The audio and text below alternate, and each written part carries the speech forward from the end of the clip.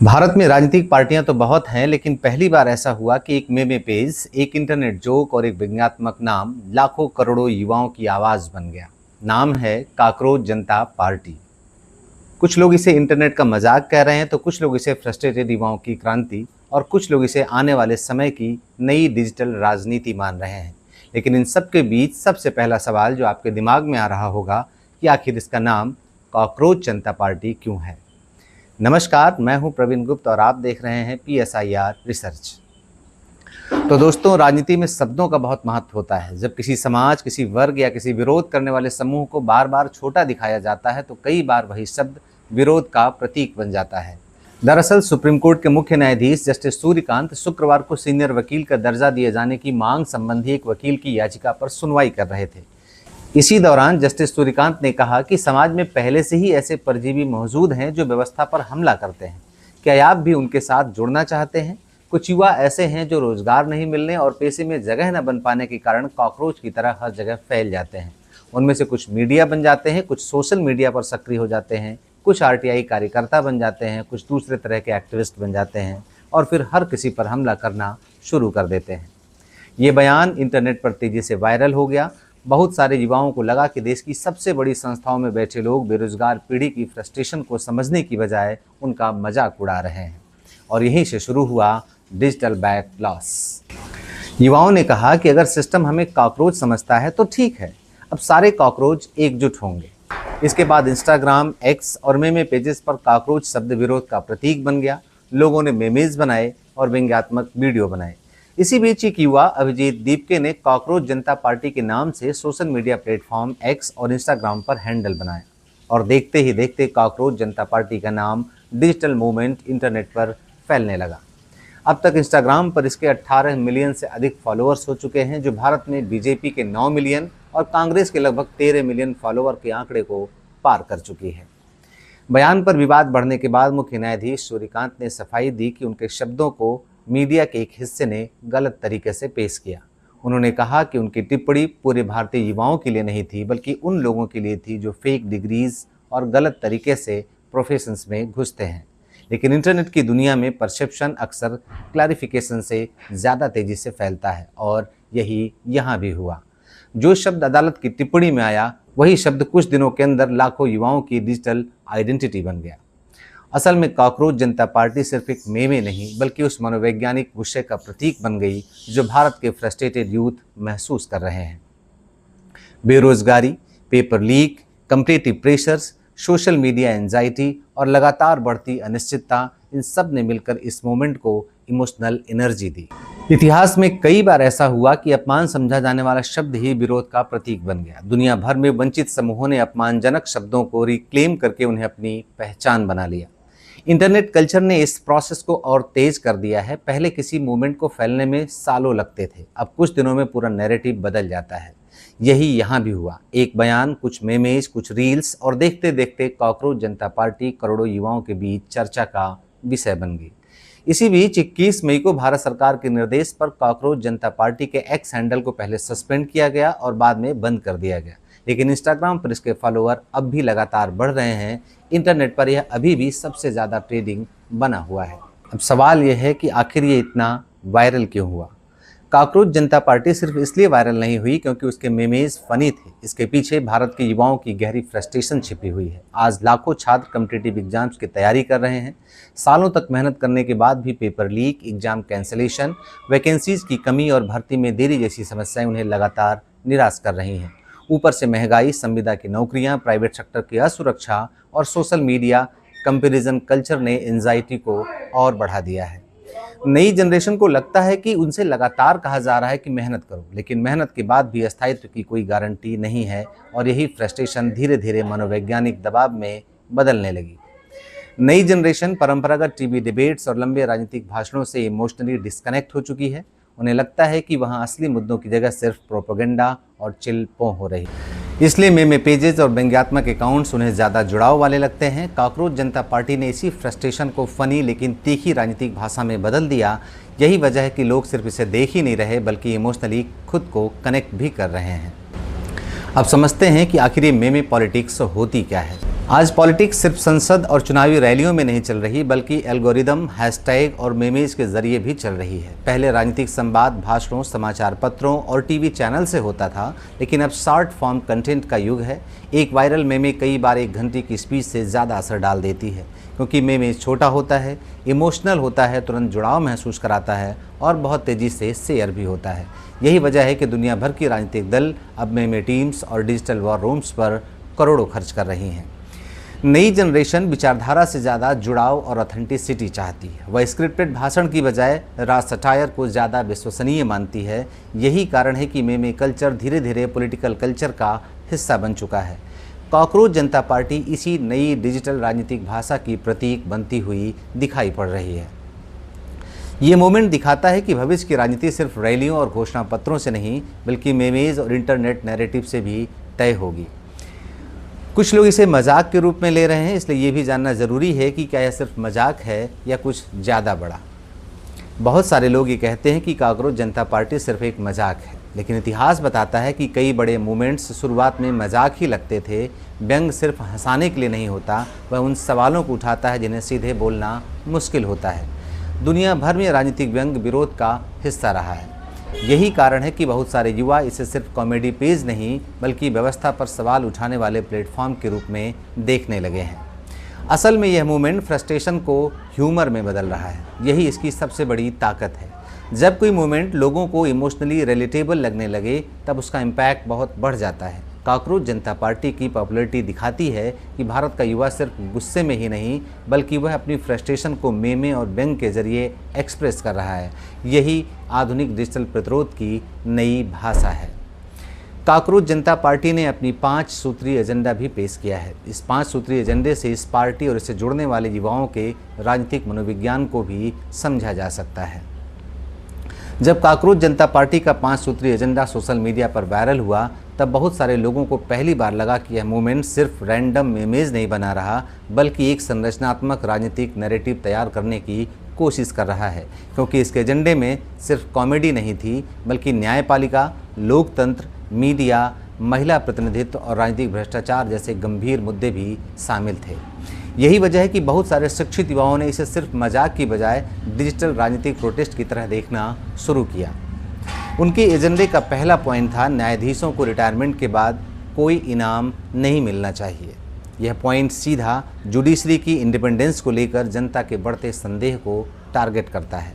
पिछले कुछ वर्षों में सोशल मीडिया पर यह बहस काफ़ी बढ़ी है कि क्या रिटायर्ड जजेस को राजनीतिक पद या राज्यसभा सीटें या सरकारी कमीशन मिलने चाहिए या नहीं।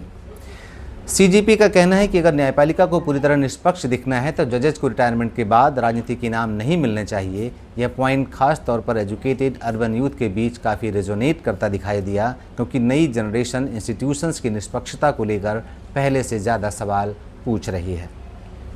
एजेंडे का दूसरा पॉइंट है हर असली वोट की सुरक्षा। यह एजेंडा चुनावी पारदर्शिता और वोटर राइट्स को लेकर पब्लिक फ्रस्ट्रेशन को दिखाता है। इसमें कहा गया कि अगर किसी वैध वोटर का वोट हटाया जाता है तो जिम्मेदार अधिकारियों पर कार्रवाई होनी चाहिए। इससे यह संकेत मिलता है कि मूवमेंट खुद को एंटी डेमोक्रेसी नहीं, बल्कि लोकतंत्र बचाने वाली राजनीति के रूप में पेश करना चाहता है। यानी यह विद्रोह नहीं, बल्कि जवाबदेह राजनीति का नैरेटिव बनाना चाहता है। इनके एजेंडे का तीसरा पॉइंट है महिलाओं के लिए 50% आरक्षण। यह सबसे रेडिकल और ध्यान खींचने वाला पॉइंट था। भारत में ज़्यादातर मेनस्ट्रीम पार्टीज़ अभी भी 33% वुमेन रिजर्वेशन की बात करती हैं, लेकिन यहाँ सीधे 50% रिजर्वेशन की मांग रखी गई है। इससे साफ संकेत मिलता है कि यह मूवमेंट जेन जी, नारीवाद और समानता की राजनीति से प्रभावित है। नई जनरेशन जेंडर रिप्रेजेंटेशन को सिर्फ सिंबॉलिक नहीं, बल्कि स्ट्रक्चरल इशूज की तरह देखने लगी है। इसलिए यह एजेंडा प्रगतिवादी डिजिटल पॉलिटिक्स का सबसे बड़ा संकेत है। एजेंडे का चौथा पॉइंट है स्वतंत्र मीडिया, अर्थात गोदी मीडिया नहीं। यह शायद इस पूरे एजेंडे का सबसे एग्रेसिव और पॉलिटिकल हिस्सा था। गोदी मीडिया शब्द पिछले कुछ वर्षों में एंटी एस्टैब्लिशमेंट डिजिटल कल्चर का बड़ा हिस्सा बन चुका है। इस स्लोगन का इस्तेमाल करके मूवमेंट साफ मैसेज देना चाहता है कि मेनस्ट्रीम मीडिया पर जनता का विश्वास लगातार कम होता जा रहा है। बहुत सारे युवाओं को लगता है कि ट्रेडिशनल मीडिया अब निष्पक्ष नहीं रहा, इसलिए सीजेपी खुद को अल्टरनेटिव डिजिटल वॉइस के रूप में प्रोजेक्ट करने की कोशिश कर रहा है। सीजेपी के एजेंडे का 5वां पॉइंट है दल बदल पर 20 साल का प्रतिबंध। यह पॉइंट राजनीतिक नैतिकता और भ्रष्टाचार विरोधी नैरेटिव को टारगेट करता है। भारत में बार बार होने वाले दल बदल और अवसरवादी राजनीति को लेकर जनता में पहले से फ्रस्ट्रेशन रहा है। सीजेपी इस फ्रस्ट्रेशन को पकड़ने की कोशिश करता दिखाई देता है। यह खुद को क्लीन पॉलिटिक्स और एथिकल पॉलिटिक्स की इमेजिनरी से जोड़ना चाहता है। अगर पूरे एजेंडे को एक साथ देखें तो उसमें साफ संकेत मिलता है कि काकरोच जनता पार्टी परंपरागत जाति आधारित राजनीति की बजाय इंस्टीट्यूशनल अकाउंटेबिलिटी पॉलिटिक्स की तरफ बढ़ती हुई दिखाई देती है। यानी इसका फोकस पहचान की राजनीति से ज़्यादा सुशासन, पारदर्शिता और व्यवस्था सुधार पर दिखाई देता है। यही वजह है कि बहुत सारे युवा इसे नई पीढ़ी की राजनीति कह रहे हैं। कई लोग पूछ रहे हैं कि क्या भारत में नेपाल और बांग्लादेश जैसे युवा संचालित राजनीतिक अस्थिरता बन सकती है? क्या यह आंदोलन खतरनाक भी हो सकता है? इस सवाल का जवाब बहुत सावधानी से समझना होगा। नेपाल और बांग्लादेश में स्टूडेंट प्रोटेस्ट और सोशल मीडिया मोबिलाइजेशन ने बड़े पॉलिटिकल मूवमेंट्स को जन्म दिया, लेकिन भारत की डेमोक्रेटिक स्ट्रक्चर उससे काफ़ी अलग है। भारत एक विशाल संघीय डेमोक्रेसी है जहाँ रीजनल पार्टीज, जुडिशरी, इलेक्शंस और इंस्टीट्यूशंस के बहुत सारे लेयर हैं। इसलिए अचानक से पूरे सिस्टम के कोलैप्स होने की जैसी संभावना तुलनात्मक रूप से कम मानी जा सकती है, लेकिन इसका मतलब यह भी नहीं कि फ्रस्ट्रेशन का कोई असर नहीं होगा। हर आंदोलन के दो पहलू होते हैं। काकरोच जनता पार्टी भी इससे अलग नहीं है। एक तरफ वह युवाओं की फ्रस्ट्रेशन को आवाज़ दे रही है, इसलिए कुछ लोग इसे खतरनाक भी मानते हैं। आलोचकों का कहना है कि अगर राजनीति पूरी तरह मीम्स और व्यंग में बदल गई तो गंभीर मुद्दे भी इंटरटेनमेंट बन जाएंगे। लोकतंत्र सिर्फ गुस्से और सार्कज्म से नहीं चलता, उसके लिए नीतियां, संगठन, जमीनी काम और जिम्मेदारी भी ज़रूरी होती है। यही वजह है कि कई राजनीतिक विश्लेषक कहते हैं कि डिजिटल आंदोलन लोगों को इमोशनली कनेक्ट तो कर सकते हैं, लेकिन उन्हें लंबे समय तक ऑर्गेनाइज्ड पॉलिटिकल फोर्स में बदलना बहुत मुश्किल होता है। लेकिन अगर बेरोजगारी, पेपर लीक, इकोनॉमिक प्रेशर और यूथ एंजाइटी लगातार बढ़ती रही तो फ्यूचर में digital protest, democratic pressure campaign और यूथ सेंट्रिक पॉलिटिकल मूवमेंट और ज़्यादा मजबूत हो सकते हैं। इसके अलावा इंटरनेट की दुनिया बहुत तेज़ी से बदलती है। जो चीज़ आज वायरल है वह कुछ महीनों बाद गायब भी हो सकती है। इसलिए यह कहना अभी जल्दबाजी होगी कि काकरोच जनता पार्टी भविष्य की बड़ी राजनीतिक ताकत बनेगी या सिर्फ एक इंटरनेट फिनोमिना बन करके रह जाएगी। मुझे लगता है कि भारत में परिवर्तन रेवोल्यूशन की बजाय नैरेटिव शिफ्ट और डेमोक्रेटिक प्रेशर के रूप में ज़्यादा दिखाई दे सकता है। अब सबसे बड़ा सवाल यह है कि क्या काकरोच जनता पार्टी फ्यूचर में वास्तविक पॉलिटिकल पार्टी बन सकती है? क्या वास्तव में ये चुनाव लड़ेगी या नहीं? तकनीकी रूप से इसका जवाब है हाँ। भारत में कोई भी संगठन राजनीतिक दल के रूप में रजिस्टर हो सकता है, लेकिन प्रैक्टिकल रियलिटी बहुत कठिन है। किसी भी पार्टी को आधिकारिक मान्यता पाने के लिए इलेक्शन कमीशन ऑफ इंडिया में रजिस्ट्रेशन कराना पड़ता है। इसके लिए पार्टी का संविधान, पदाधिकारियों और सदस्यों की सूची, funding structure, bank accounts, legal compliances और ग्राउंड लेवल ऑर्गेनाइजेशन चाहिए। लेकिन असली चुनौती रजिस्ट्रेशन की नहीं बल्कि इलेक्शन मशीनरी की है। भारत में चुनाव सिर्फ फॉलोअर से नहीं जीते जाते। यहाँ booth management, caste equations, regional leadership, cadre workers, local influence और मैसिव फंडिंग बहुत महत्वपूर्ण होती है। यही वजह है कि कई viral online movements real election politics में फेल हो जाते हैं। सोशल मीडिया पॉपुलैरिटी और रियल लाइफ वोटिंग बिहेवियर में बहुत बड़ा अंतर होता है। हालांकि अगर फ्यूचर में यह मूवमेंट ऑर्गेनाइज स्ट्रक्चर बनाता है, स्टूडेंट विंग्स बनते हैं, लोकल चैप्टर्स बनते हैं और यूथ मोबिलाइजेशन ग्राउंड तक पहुंचती है, तब यह डिजिटल मूवमेंट पॉलिटिकल एक्सपेरिमेंट में बदल सकता है। बहुत सारे लोग ये सोचते हैं कि अगर किसी मूवमेंट के इंस्टाग्राम पर लाखों फॉलोअर्स हैं तो वह चुनाव भी जीत सकता है, लेकिन भारतीय राजनीति इतनी सिंपल नहीं है। सोशल मीडिया पॉपुलैरिटी अटेंशन तो दिला सकती है, लेकिन चुनाव ग्राउंड रियलिटीज से जीते जाते हैं।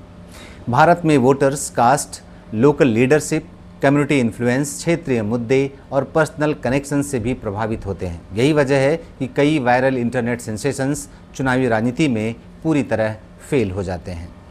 ऑनलाइन दुनिया में लोग मेमेज शेयर करते हैं, फनी रील्स देखते हैं और कमेंट्स लिखते हैं, लेकिन वोटिंग बूथ पर उनका बिहेवियर अलग हो सकता है। यही चैलेंज काकरोच जनता पार्टी के सामने भी होगा।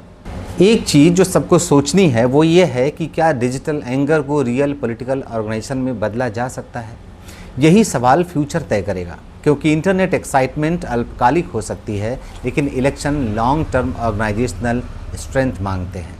लेकिन फिलहाल यह ज़्यादा internet driven political pressure group दिखाई देता है, न कि फुली ऑर्गेनाइज्ड इलेक्टोरल पार्टी। एक और ज़रूरी बात, मुख्य धारा की पार्टियों पर इसका असर क्या होगा? क्या इससे अर्थात काकरोच जनता पार्टी से मुख्य धारा की पार्टियां डर सकती हैं?